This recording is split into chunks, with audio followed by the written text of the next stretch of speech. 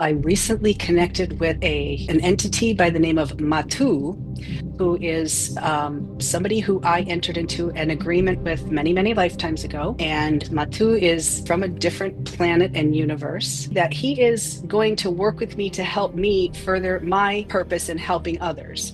So I would like to explore how to best connect with him, how to use his information for the most benefit of all. Will I channel him for others to hear and speak to and ask questions, or will he simply give me information that I will share with others? As you're just talking about him, like the image is like a floating being sitting cross-legged and like kind of being like, there's an excitement, but it's not what you would think of excited. It's like a subtle excitement and more of like a wise kind of energy. Is that kind of how you experience him? Exactly how I experience him, yes. Almost like a Yoda type of character, very offering wisdom. So that, yeah, that's what I'm seeing. So he's just, kind of here and amused and like excited to be on air with us, if you will. Let's see what he's kind of hoping for in the connection with you and kind of coming through you. So he's saying like there's a lot of ancient wisdom, if you will, like that's the phrase that he used that we've lost connection to over civilizations, over like, all this time and on earth. And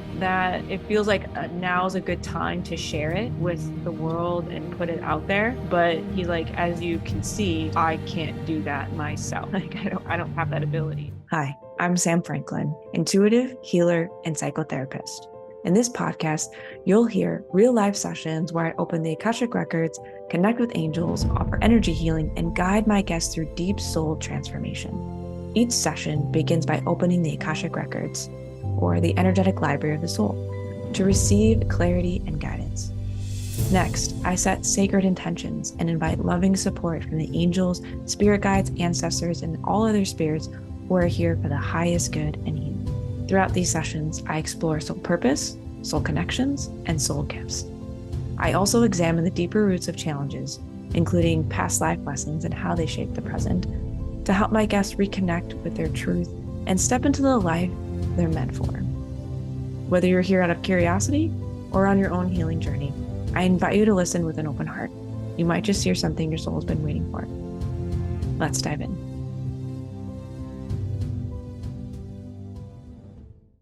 All right, welcome in, Kelie.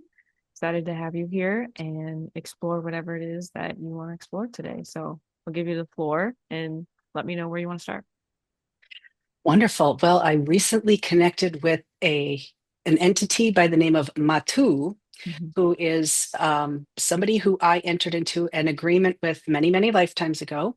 And Matu is from a different planet and universe, and I don't remember the names of them right now, but they're not anything we've heard of before. Mhm. So he connected with me and told me that he is going to work with me to help me further my purpose in helping others. So I would like to explore how to best connect with him, Mhm. how to use his information for the most benefit of all, Mhm. and exactly what type of connection he and I will use to help others. For instance, will I channel him for others to hear and speak to and ask questions, or will he simply give me information that I will share with others? So I'm just trying to get a little clarity on our relationship and how I can best serve with his assistance. Yeah. As you're just talking about him, like the image is like a floating being sitting cross-legged and like kind of being like, like kind of a little bit like there's an excitement, but it's not what you would think of excited. It's like a subtle excitement and more of like a wise kind of energy. Is that kind of how you experience him?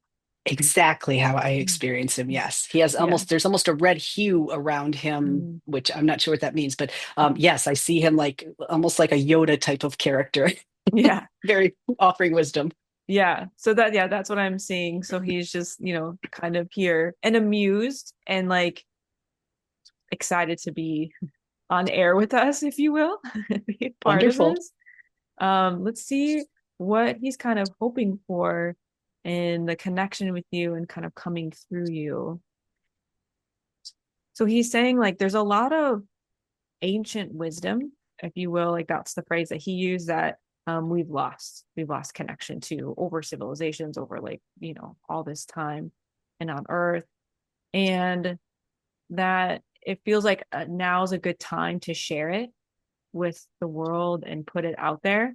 But he's like, as you can see, I can't do that myself. Like I don't have that ability. He's like, I need a human body to do the transmission. Kind of like a radio signal. Like you're the radio station, and like if anyone wants to tune into that radio station because they like what's coming through, they can tune into it. And so this sense of I'm almost saying like a YouTube channel or something where you just like channel messages, or like people that I'm sure you know way more about this, of different people who have like written a bunch of books about as they've connected to beings, or they've done past life regression and they're different things, and they've gathered so much information, like spiritual information, and then put it out there for the masses to read. It's kind of something like that. How does that sound? That sounds amazing. And it sounds a lot like what I would assume or would think would be the purpose of our connection. Mm-hmm. Almost like mini, I don't know why the whiteboard is coming through, like mini whiteboard lessons. Like that's the phrase that he's using. Um, like little snippets of like, okay, today's lesson will be on, and then you just kind of either you've channeled him before and then like have figured out how you want to, like almost like a teacher, like you've Mhm. digested the information almost like a textbook, and then you go in and you decide the lesson plan, and then you teach it through like some type of video or class. I mean, it really like YouTube is just an example, but that's just like the best image that's coming through of how that could be done. Does he give you any indication as to whether he would prefer to speak directly or use me, or does it matter? It doesn't matter because he's naming of like he doesn't have an ego like humans do, where like people are like, well, this is my word, so I want to be on camera and I need to be heard. He's like, it's more about the information that like he just wants it to be disseminated and given out. So it doesn't really matter how it's done. Just as long as it's accurate, is what he's saying. As long as it's as accurate to how he would maybe phrase things, or um, like when we're channeling messages, we just want to be as close as we can to what we're getting. Of course. And I also wanted to find out, I was practicing a little with some of my classmates, and I wasn't able to get him to speak through me, but I was getting channeled information from him where I was doing automatic writing. So I Mm-hmm. was getting all of this information, and it almost sounded like a Confucius type of thing, where more of ancient wisdom presented to people in answer to their questions. And I'm, again, want to validate that that was him, or if that Mm-hmm. was somebody else that was sharing that with me. No, he's like, no, that was me.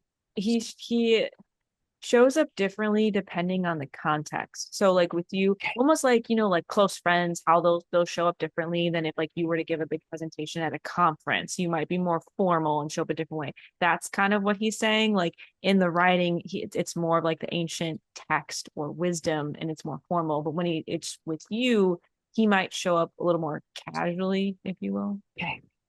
Mhm. Wonderful. Thank you. And I also received, I play with the pendulum, and I got a message through my pendulum that said I have an ET guide by the name of Bona. I would like to see if you can give me any information on Bona, because I haven't been able to speak to Bona just through the pendulum. So I'm trying to figure out our relationship. Mhm. The image that I see is more of a outline of a human-like figure that is like glowing white. So it's very just like almost what we might like what you might see on TV sometimes when they kind of show like someone is past the other side and they're just like glowing white, this kind of outline of someone. That's what's coming through. Let me see if there's other information that I can get. This one feels a little bit more shy. Um, and it's not that so it's Bona and Matu. Those are the two. Mhm. Yeah. Yes. So Matu isn't like, I would say extroverted, and like he's just very self-assured and like confident in like a Okay. humble way. So he's willing to take up space but doesn't need to take up space. And Bona is Okay. more um timid and a little bit more like a shy child that just like needs to be coaxed out a little bit Okay. more, and a little bit less assuming, like isn't just going to show up and be like, I have some messages for you Okay. and other people need to hear me out. There's more of a not less like respect, because Matu is respectful. It's just consent, I think, more Okay. um of your space and doesn't always want to intrude. Okay. Is there a difference between them as far as one is a guide and one is a channel feed? I mean, is there a difference between guide and channel? I think is the question I'm trying to ask. Yeah, let me see the difference between the two. So Matu feels like a guru for you, but for the collective, and just like that you've had a closer relationship, so like trust you to come through. So a little Okay. bit of a guide for you, but not like just assigned to you. You know, like how we can be assigned like maybe a guardian angel or like a specific guide. That's not the relationship necessarily. You just have a close enough relationship, but he is a guide in some way for you and for the Okay. collective. Bona, I'm just gonna see like how that relationship feels like.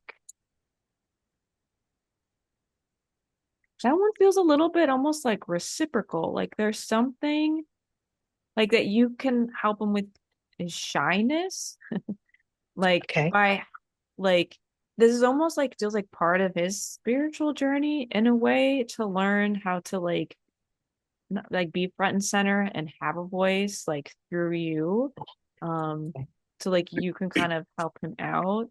It's almost like this is like kind of what I'm getting like in like the spiritual realm or the galactic realm. They're like, okay, you need to learn to like speak up a little bit more and grow in your confidence. Let's find you a human that will help you do this. And like, here you go. Like, we're gonna give you to Kelie. Um, and you know, that was just like a good fit for him. Fascinating.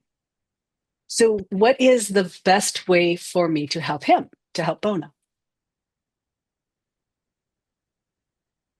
This feels like spending time, just the two of you connecting and developing trust, like getting to know one another, like things about him. Um, there is like the word elusive is coming through. Like I think he's intentionally being elusive right now because like this is a very public thing. But Yeah. to spend time, just the two of you, to get to know one another before he's ready to make a more public appearance, if you will. Um, and he like very camera shy is like the word that's being used. So like Okay. the thought of like you channeling him in a more public way is like like stage fright almost. Okay. So like Okay. there's a preference of connecting separately and then sharing a message and or doing channeled writing, but even that feels scary to like share the message. So a lot of it is like he just needs to build up his confidence um in himself, not to like trust his messages, but like worrying that people don't care what he has to say or don't like believe in him, like believe that he exists or something like that. Okay. And that makes a lot of sense considering people have a lot of difficulty realizing there are extraterrestrial beings or otherworldly beings that we communicate with. Wonderful. So I am working on a course to offer people healing through transformational hypnosis as well as group learning. And I'm planning to use kind of a Dr. Phil approach, like a very direct approach, and um, kind of push people. Like I want tough people that can take criticism and that are willing to, give stuff a shot and not just say, oh, I'll do it and not do it and kind of put it aside. Because there's too much of that in this world, I feel like. So I'm trying to figure out a way to incorporate using, I think Matu would obviously be the best choice for this option, to offer messages to get the word out, to allow people to, like I said, the people with a little bit of a tough skin that want to work with me and want to hear my direct advice and will follow it instead of just taking notes and then, not doing anything. Because I see a lot of that. I have a lot of that now. And I feel like I'm failing them because I'm not being tough enough with them where they're not able to, kind of get over the hump. So how can Matu help me with that to get, the ball rolling with that? Well, he's kind of saying like giving kind of a little like sage advice right now, if you will, of part of leading is listening. And so um when people are stuck, is there something that you're not hearing or different like lens that you could see it through, or like a pivoting, like for example, um, kind of comparing this, like when I'm working with clients, and I've done this, over the years with therapy clients, where we're talking about doing something and then they don't follow through and we're kind of stuck in that. Sometimes what I found is like that's just not what they want to do. Like that's not their goal. And I found if like somehow I let them lead a little bit more, and find where their motivation lies. Like Okay. what motivates them. Some people struggle with what's called like self energy. Like I'm motivated because I don't want to get in trouble, or like motivated because like someone's gonna be happy with me or angry with me, or like those are people's motivators. And when that's the Mhm. motivator, it's gonna fall flat. And so trying to find like helping people figure out where their internal motivation lies, like that can be helpful in kind of some of this work. So that's just like something that Matu wanted to add in there, Mhm. for you and a lot of people, because I think that's a very common thing when we're working with other people. Like we come across that. And then in terms of like finding kind of the people that feel like a right fit for you, he's just kind of like, could you just say it? Could you just Oh, yeah. say, like, here are the people that I'm really looking for, and here's who's going to be a good fit for me? Okay. No, I definitely can be direct, and some people take it the wrong way, but it's always done out of love. So Mm-hmm. I have to create my presentation so that it is understood and well received. Okay. Mm-hmm. So we'll kind of shift gears a little to give you a little more material to look into.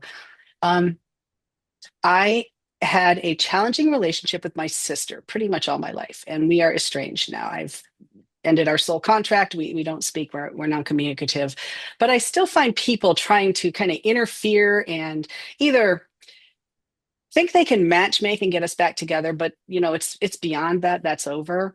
But they're hurting her, which I don't want. Obviously we can't get along, and that's fine. That's our choice. But I don't want. I wish her only love and growth, but I don't want people to feel the need to intervene. So what do you see about that in my records? Is that something that's going to be an ongoing challenge? Is there something I could do to address it? Because some people are doing it because they're just gossipy or wanting drama. Others are doing it out of love, trying to get us back together, which again isn't going to work. So what do you see in my records as far as this challenge for my life?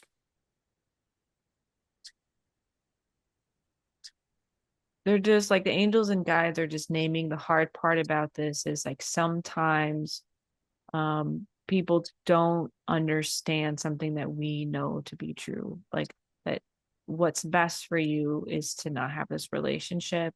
And that if people really were coming more from the lens of like, I want to support you and what's best for you, then I will allow for you to not have this relationship. And that's really hard when people don't get that. And people, it's so common, right, as humans, that we think we know what's best for someone else. Like, oh, if this just happened or you did this, like things would be better, instead of really stopping and listening and saying, well, you tell me, like, what makes you happy, what's best for you. And you're saying this not having a relationship. The other thing that can happen in this, what they're showing me, is what we call like triangulation in the therapy world. So sometimes when we have a relationship that feels unstable or there's some conflict, um, sometimes people will bring in a third party, like drag in a third party to somehow stabilize the relationship. So if any of these people have a relationship with your sister, and maybe it feels like it's like bringing you in is somehow being helpful to them in the relationship with your sister, of like, oh, if you were involved, maybe like she wouldn't be doing these things, or I wouldn't have to deal with this, or it would just be easier because Kelie used to handle this and now I have to deal with all this stuff. Sometimes people will try to drag people back in. Is that happening? That is not, because they didn't even consult with me. What happened was I wrote my book is my life story, and it goes up to a certain point in my life and it outlines what happened. And I wrote that to heal me. I didn't Mm-hmm. write it to smear anybody. I Mm-hmm. tried to put everybody in the best light I could based on the circumstances. And I wrote it to heal, and I use it as a tool in my work.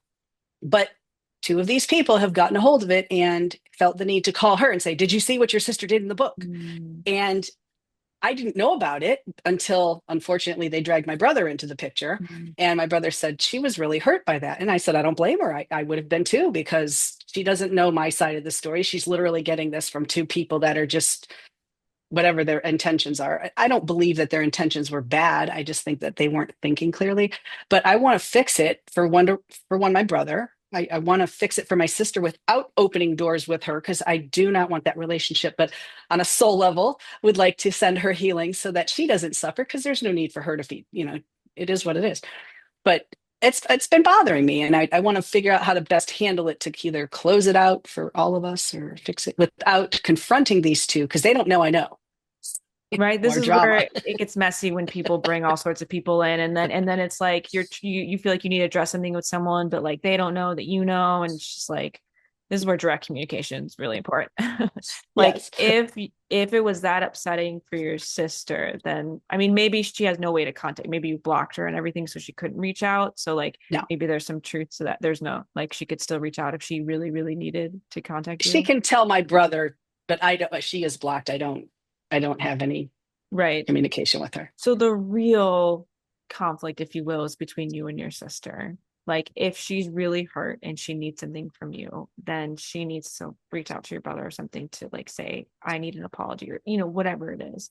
Yeah. Otherwise, other people may think we need to do something, but unless it's come from that person who supposedly is hurt, then like we don't need to do something. But what I'm hearing is you're feeling like maybe there is something that you feel like it would be important for you to do. Like, even if your sister's not saying, like, I need this from you or I need an apology, that you feel like you understand that she could be hurt by this and you want to offer up something spiritually. And I Hmm. think that makes sense. The technique that they're bringing to mind is the infinity loop of like imagining Okay. your sister in front of you, um, naming the things if there's anything that you want to apologize for, offer up, that you're still upset about, anything that feel like needs to be said, soul to soul. You can say it in that space while you're imagining that infinity loop between the two of you, kind of holding that energy. And Okay. then once you say everything, then you kind of let the infinity loop energy slow down and then wish her well, send her on her way, cut cords again. How does that sound? Do something like that. That sounds great. And we've kind of done that. But my concern is these other people, these two women that contacted her. Did you see what your sister did? Um, what's the best way to deal with that without, I'm not going to get in their face and say what you did was wrong, because I don't know the whole story. I don't know their side of the story. So I obviously will, when I can have a chance to get with them, ask them their side of it. But I just, I don't know. I feel like there's something, I feel bad because I was the victim in her abuse. And these people are making me feel like an aggressor because I shared my story, I guess is the way. So I'm having trouble with that. So, what's the best way for me to address that? Yeah, a couple of things. One is I think it's always hard when we feel like we've been painted as the villain or the bad guy in someone's story. um, when we either don't feel like that's true, like maybe it's complicated, or we know that's not true, like we aren't the villain, but we're being painted at that. Some of that is like, how do we let that go without trying to prove that that's not true? And be okay with like, I know my story. It takes a lot of like being okay with ourselves, like because it is so hard to not want to like correct someone and be like, that's not the truth. And like now you're gonna view me as this person. So that's one part of it. And I'll pause and just see like how is that for you to like do something like that? That's perfect, because it literally it puts into words how I'm feeling and what I'm struggling with. So yes, that fits Yeah. perfectly. And then the other thing is if these two people like they haven't talked to you directly, right? It's through your brother that you know this. I found out through my brother, who found out from my sister. Mm. My sister said, "Oh, so and so called me and told me about Kelly's book," and then the other one said, "Oh, so and so called me and told me about Kelly's book, and that I'm not, invited to this family event that you're planning." And Mm. Yeah. again, I don't think it was intentionally to be mean. I think it was just her trying to mend fences between us. But she should have talked to me first. Yeah. So this is where we're playing a game of telephone and it gets tricky because we have two options. one, you could confront those two people, but it could get really messy because you haven't heard the full story. It could have gotten taken out of context. And now you're potentially opening the door for this stuff to continue of people through the grapevine. And that can be a really tangled web. The other option is to say, if they have an issue with me, they need to bring it to me directly and maybe even communicate that to your brother. If anyone has an issue with me directly, they need to approach me and then we can have a conversation. Um, Otherwise, it just, you're walking into something that can get very complicated. Now, sometimes it will be worth it to address those people. Um, but I think you have to really consider like what are the potential consequences of doing that given the tangled web that exists. Yeah, and I don't want to involve my poor brother because he's just an innocent bystander in this who's just trying to, he's just trying to be a good guy. And I definitely don't want to entangle him in any of this. So I think I'm going to just have to do the infinity loop healing and let it go and just let it be what it be. Let it be what it is. I'm seeing that this is like a great way for you to practice boundaries. That's what this kind of like situation is coming up, and to not get sucked into these webs that it seems like maybe in the past, have you kind of gotten sucked into things like this? Hmm. So this is a way And I to always practice. reacted. Like Mhm. instead of responding, I would react and blow up and look like a psycho. And I'm Mhm. not that person anymore. I am now able to look at things from a spiritual perspective, kind of like looking like bird's eye looking down, where I don't have emotion about it. Mhm. I it is what it is. It's over. Our relationship is done. I am healing myself, and that's my journey. But I just don't like when people tangle everything with emotions and drama because it's unnecessary. Yeah. If they would just look at it very simply and say, oh, you shouldn't have done that, apologize to her for hurting her and be done with it. But I, I'm not obviously their coach and can't tell them what to do, but I'm trying to balance. They're doing it out of emotion. I'm looking at it from this spiritual perspective of like, just what is your deal? Why did you do this?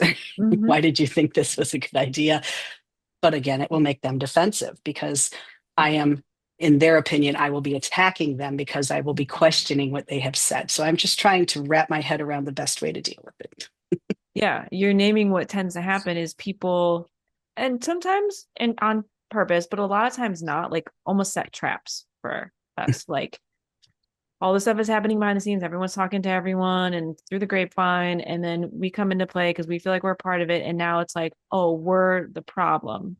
And sometimes the best solution is to like, again, if someone has an issue with me, like going to your brother and say, like, if any of these people need to talk to me, they're welcome to contact me directly. But I don't want to play this like through the grapevine game. So I'm not going to address it unless they come and talk to me. I'd be happy to have a conversation with them if they want to. Um, and the other thing that's coming in is like, is it really their business? Like it's really between you and your sister. Hmm. Um, so that's also a caution of like, do we really want to continue to invite them into this conflict situation with you and your sister? Because are they going to feel more entitled to being a part of it? Very good point. Very good point. Mhm. And then the other Now, boundary that they're bringing up is like, do you need to set a boundary with your brother of like, what you want to hear about, what you don't want to hear about. Like maybe this was like really good intention of like he thought you would want to know about it because it's impacting you. And maybe you say certain things like, while I appreciate you wanting to share it, I don't want to hear about it. I don't want to hear about this stuff going on over here. And no, no thank you. I think he and I are very close. Like Mhm. we don't hide anything from each other. I don't think he was doing it for that. I think he was telling me because he was put in a bad spot and he didn't like it. And we're honest with each other because if there is an issue with us, we iron it out and we move on. So, Mhm. he was truthful with me saying, look, I got put in the middle of this. I'm not happy about it. And I said, what do you want me to do? I will do whatever you tell me to do to fix this for you because you are the most important person here. So that Yeah. that I think was why he told me, but because we just have a very Yeah. strong and stable relationship because we've had people intervene with us and set us apart and put us against each other before. We won't let that happen again. So fortunately, I can trust him fully to be honest with me. So, but yeah, that was my thing is, they not only hurt her, they hurt him because now she dumped on him and I just don't Mhm. understand that. I just don't Yeah, get which it. is like what I'm seeing is like all these different people and then like these arrows, basically like who actually needs to set boundaries with who and who needs to deal with who, right? Like for an example, your brother, there's an option to set a boundary with your sister of being like, please don't dump this stuff on me between the two of Yeah. you. I get that it's hard, but like I feel in the middle and this makes me really uncomfortable, puts me in a hard spot. And maybe that's a boundary sets with both of you. Like it's unfair when we set a boundary with the person that we really don't need to set a boundary with, or we set a boundary with someone and we don't do with the other person that also was involved. Because then it just feels like, well, why did you ask me and you came at me saying you're upset, but like that person was also involved. So it's just like being mindful of where are we actually addressing these things with. And a very good lesson. Mm-hmm. Yeah. So all of this is about being able to stand firm in your truth and um, knowing yourself, being able to say, I know my truth, I know myself, even if other people are saying whatever. Like that is a really important lesson, like that you're learning through this. And also, I think we'll continue to learn, especially with your book, is what they're showing. Cause like people are going to have opinions about your book. That's the hard part about writing any type of memoir or like, I know it's like fictionalized, but um, when we put our story out there, people get to create all sorts of stories about our story. And the more that we feel good about it, the easier it is to deal with that. So like some of the lessons is around that too. Wonderful. No, that makes a lot of sense. Thank you for that. Yeah. And kind of Okay. preparing you for a wider audience to read your book. Like maybe the hardest person to have read your book has like the situation has already happened, right? The conflict has already exploded or whatever. And Yeah. so maybe that was the hardest thing to work through. And now that that's happened, maybe almost like I feel like I can take a breath of air, knowing that other people that read it, you know, isn't going to be as bad as that. I like that. Yeah, the people that don't know me or didn't know me that read it love it. It's the people that know me that have questions. Which is fair, right? We have our version and they have their version, and that's the Of hardest part of course. sharing our story. And the angels and guides are just encouraging you that like it takes a lot of bravery to share our side of the story, knowing that it's going to upset other people. And so many people stop themselves from sharing their story, not just in book form, but just like telling a story to someone. Even in therapy, clients will censor themselves. Their parents aren't even in the room, and they're like, well, I mean, they were doing the best they could. And it's like, you get to tell your story and you get to have your experience, and that gets to be okay. Yeah. Yeah. And I think a part of it that allowed me to do it that way was to say, I accept these lessons and I know I wasn't perfect, but I wanted to tell how my interaction with others affected me and taught me and maybe helped them. I don't know, but hopefully it did. But that's kind of all it is. It's not a puff piece about me. It's about sharing my struggles with others so that they could possibly gain something out of my insight. So Yeah. hopefully that sits well in the future.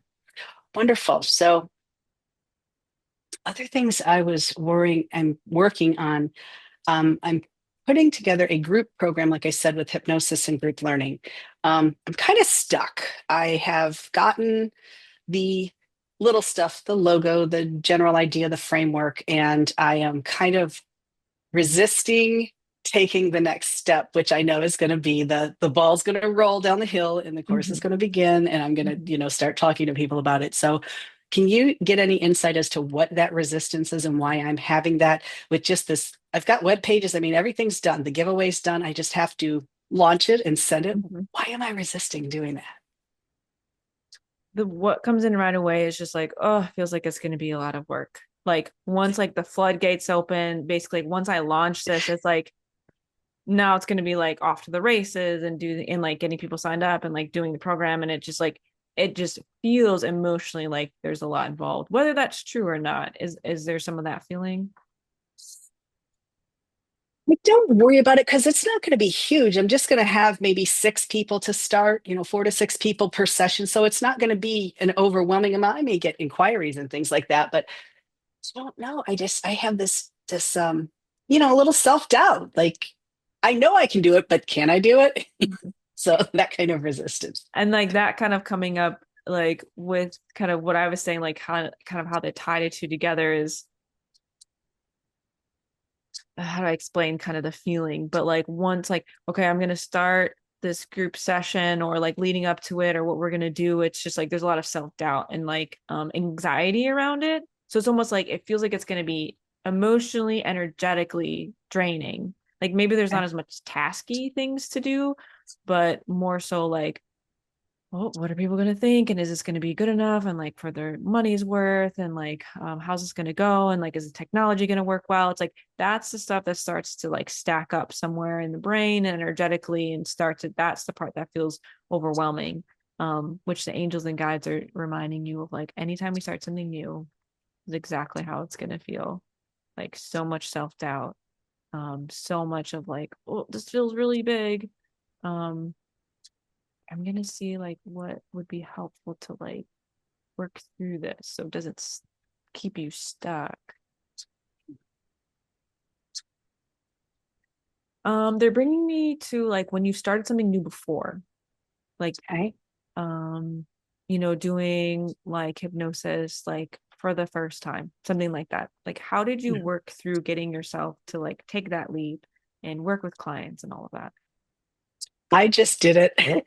I did not let doubt hold me down. I just said, you know what, let's go. And now that you say that, that gives me a good reflection point because I launched and I didn't have an overwhelming response, which was good because I got a controlled response, which I was able to manage and handle. So I think that is what I think you just hit the switch. You just hit the trigger that showed me that, just because it's launched doesn't mean you're going to get 50 million people or, you're not going to get overwhelmed with it. It'll be out there and it takes time to organically find the right people. Oh, they just gave me this great message. So yeah, so it takes time to organically meet the right people and that it will work in its own time. The universe has its own timing and they're giving me my own advice, which is trust and allow. So great work. Yeah. Yeah, glad that came home. You got even your own message.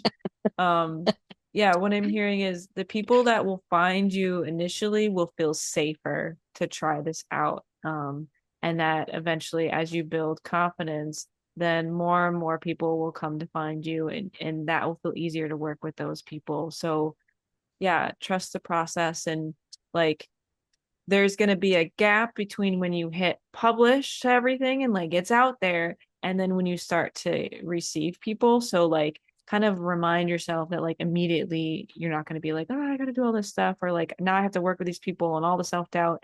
um but to do something the day that you decide to like officially launch it, to celebrate yourself instead of it being like a fear-based decision, more of like, how is this going to help me in my growth professionally? How is this going to help me in my growth, like personally, spiritually, as a soul? And celebrate where you've gotten to, what's gotten you to this point, and what you think this is really going to help you get towards. I love that. I love that. Wonderful. Mhm. Yeah. Anything else? I always like to check for last message. Anything else before we close things up? One last thing, yes, now that you mention it, my mother and I, mother's passed. She's been gone for about 15 years now. So I recently got a message from her that said she was sorry, which I've gotten before. She's not been very communicative, but the few messages I have gotten have been very clear, like everything will be okay and I'm sorry. And she said a few other things, and I can't remember what they were. I just wanted to see if there's anything that you get from her perspective, or maybe if she wants to come through or see, say Mhm. anything so that I can understand it and get a full grasp of what she's trying to communicate to me. Mhm. Was you saying like she came through spiritually to apologize? Okay.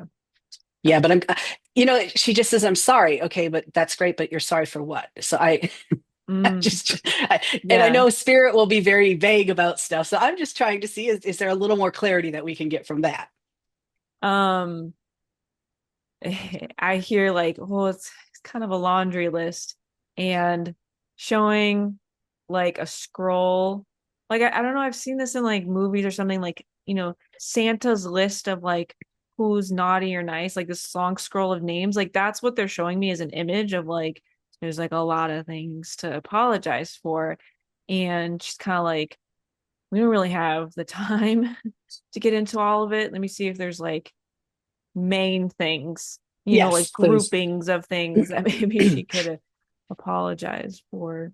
Um, I mean, kind of it boils down to like the basics of like, I'm sorry that I failed you as a mother. Like, I just didn't show up in so many ways that you would have needed um as a mom. Like, I just wasn't available, pretty absent. She's someone that like drank or anything like that would have like made her absent in any way. No, she didn't drink, but she wasn't affectionate. She was kind of, she had her own battles, obviously, but she wasn't a drinker or anything. But she had to kind of block. She didn't let our relationship get close. She wouldn't share with me. I didn't know a lot of things about her until I learned them from other people. So she was very blocked. Like she didn't bond with me as most mothers and daughters do. Mm. Some of that feels like I know you've shared that you didn't have like a close soul connection, like you were kind of taken from another kind of place and like put in this family. That there Yep. feels like there's some of that that's there. Like I don't know that she can would have been ever able to name that at the time, but it was there's something like when we have close soul contracts and connections and soul bonds, especially when we have like a close connection in this life as like a partner or a friend or a family member, some of that soul connection kind of helps bridge the gap and like does make us feel connected. And there almost feels like you were planted, like if that there was a feeling somewhere deep down of that, and kind of like that was a little bit of an issue, Mhm. and that kind of showed up in a human form. How does that sound Okay. to you? That sounds very, very logical. Mhm. And it fits. And it's funny because we weren't from the same soul circle, but of the three members of my family that also happened with, I still felt a bond with her. I think we may have had a past life, even though we weren't in the same circle, but there was some kind of bond that we even looked very much alike and sounded alike. Mhm. So I look at my hand and I see her hand. So there's always that reminder there. And people have that, but mine was very strong. Like I really looked like her and I really sounded like her and stuff. So Mhm. I almost see her in Yeah, the mirror. I feel like there's like a weird like reaction to that of like part of her was like we don't have this like close soul connection, but then the part of her is like we look so much alike. Like there was just like a dissonance or something on Yeah. some level, and that was like almost confusing to her. Um, Almost like when someone has like postpartum and they feel really disconnected from their child. It was almost like that experience is how she was describing of like, why can't I seem to attach more or connect more? It feels confusing, is how she's Okay. describing it. And then Interesting. the other part of it is like, and this happens when there is a child that looks a lot like you as a parent, like, or acts a lot like you. And especially if you have shame around certain things, that is very triggering to a parent. And so sometimes Oh, there's a okay. hard time connecting because it's like, oh, like say, okay, say a father was very sensitive and emotional growing up and got a lot of, flack for that and a lot of shame for that. And then they have a boy who is also very sensitive and emotional and connected to their emotions. They might really struggle to connect with that child and get really angry when that child shows up in that way because of their own shame parts being projected onto that. That makes very good sense. Mhm. Interesting. So sometimes it's like the more your child is like you, sometimes that can lead to more connection, but sometimes that can actually work in the opposite direction where you actually get triggered. And I think a lot of parents don't even realize going into parenthood that they are going to be triggered like that by their kids. And I don't know that a lot of people realize it as it's happening or even know what to do about it. But as we heal our parts that we hold shame around, that we got shame for when we were kids, it'll be easier then to show up with our kids and not be triggered by them. So she's just naming that, and like there was just no way that she was ever going to know that and work through it and like do therapy. It's just like she's like I just had no idea. Yeah, that's not surprising. It was a different era, so yeah, it makes a lot of sense. Mhm. But Well, wishing that it could next. have been closer, and that like she's really happy that now as you're connecting more to like spirituality or intuitive stuff, that like you can develop a closer bond in this way, in this version, in this time of your relationship, and that can be really meaning. So there's still time to develop a closeness. Wonderful. No, that sounds great. We'll Mhm. get to work on that too. Well, Yeah. thank you, Sam. That was amazing. Yeah. Yeah. Let me see if there's any last messages. Nope. They're like, that seems good for today. So appreciate Perfect. it. Thank you. Thank you for being here. If this conversation spoke to your soul, go ahead and like it, share it with someone you love, and subscribe to stay connected to more soul-led journeys. Your truth is sacred, your path matters, and you don't have to walk it alone. Until next time, be gentle with yourself.